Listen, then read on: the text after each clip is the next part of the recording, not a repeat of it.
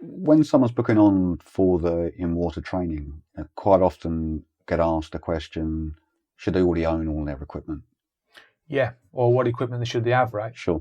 I think personal items like a suitable exposure suit is important because that's going to fit to you as a person.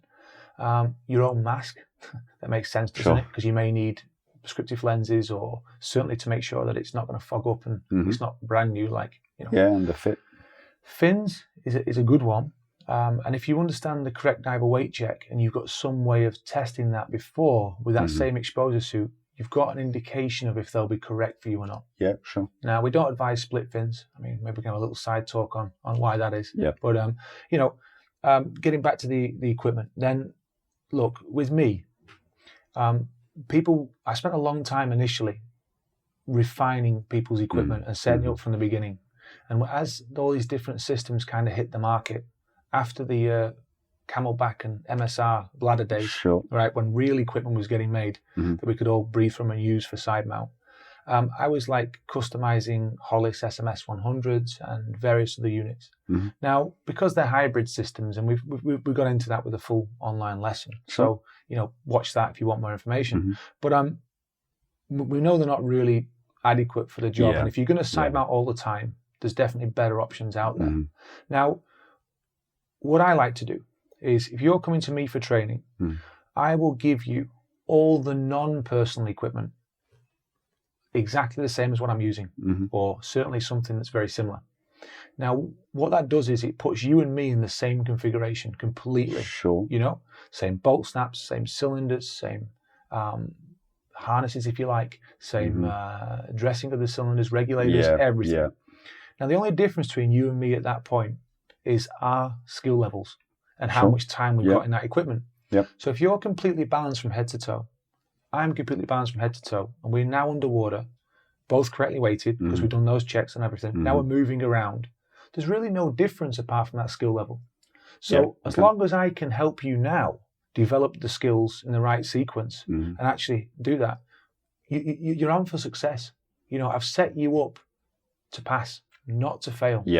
Now, if I start working with other equipment and making allowances for adding extra weight in places to kind of counterbalance the system, or don't look after your weighting, for example, and let you dive a little bit heavy, or let your regulators, not be streamlined and things, what it's going to do is actually impact that level of training you're doing and make every skill and thing you're trying to accomplish harder and harder. So it's not really a fair test. And what I won't do is keep configuring people's equipment day after day after day. If I'm wearing the same stuff as you, it's 90% ready before we even get wet. Once we've been wet, there'll be no more modifications after day one, because your weighting will be adjusted, the trim position of your weight will be adjusted, and we're good to go. Maybe the crotch strap gets tightened up, maybe this gets moved a little, whatever, but it's minor things. So for the equipment though, I mean, do you think it's better that, take a new side mount diver that doesn't own anything, should they make an investment in a unit that, let's say, we recommend to bring it on the training? Or should they wait until they've had training and had a chance to test some things? Two things here, right? It's like a little gamble. If you really see that side mount diving looks like it's going to work for you, and you're pretty sure you want to dive like those people in the videos, then do you know what? You probably could gamble on one of the units we recommend. Why? Because we know it works. We're prepared to put our reputation and name behind it, and that the training will work for you and it'll happen.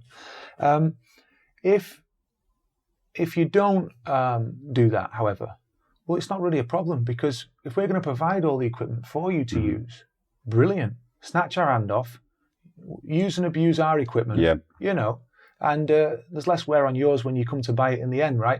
But the idea is what works for you at the end. So I've always been a fan of that, rather than having you buy straight away.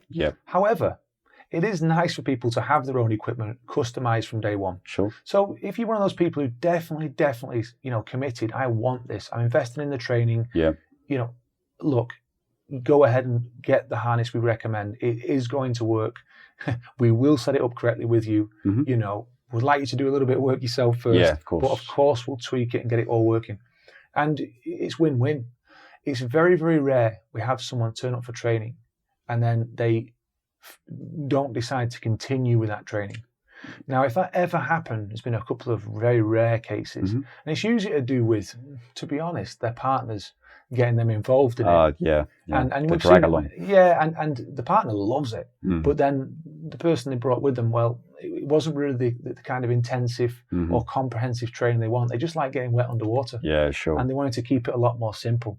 So you might lose one that way. Now, if you've made everybody buy harnesses to start with, well, now there's that uncomfortable bit about, I just configured that brand new harness for you. You kind of bought it. Do you buy it back? Do you make them sell it? So I get around that by giving them the equipment I want, and I'm sort of removing that barrier. With the equipment that, let's say, people have brought on the course, what I'm finding is that, yes, it might be new equipment, but I think it's important that they understand that they should already have tried to configure it. They should already have tried to understand the weighting system and where that's going to go.